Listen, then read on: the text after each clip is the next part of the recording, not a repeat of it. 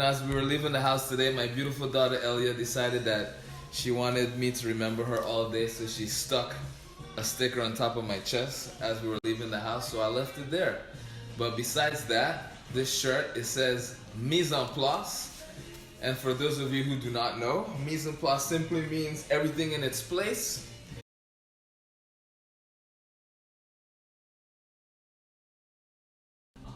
So this here is extra firm tofu that I've sliced, and I have kind of drying out a little bit between paper towel because I want as much of the excess water to come out, so this way when I soak it in the seaweed solution, it's gonna take on more of that flavor and less of the generic tofu flavor that it comes with when you buy it.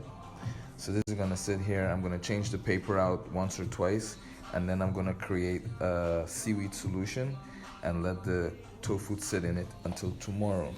So this way when I take it out, I pat dry it, I bread it and fry it, it's gonna taste like fish.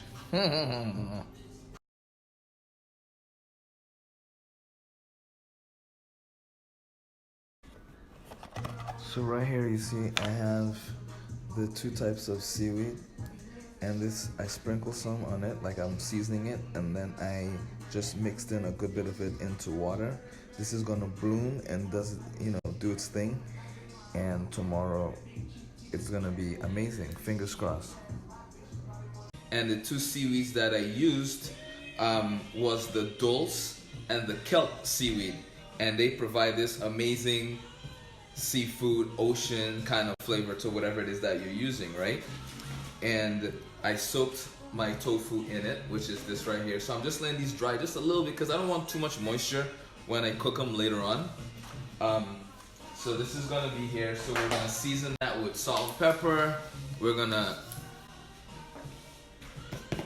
use my breadcrumbs mix. So this breadcrumbs mix is a combination of a few things: salt, pepper, kelp, dulse. Both of those are seaweed.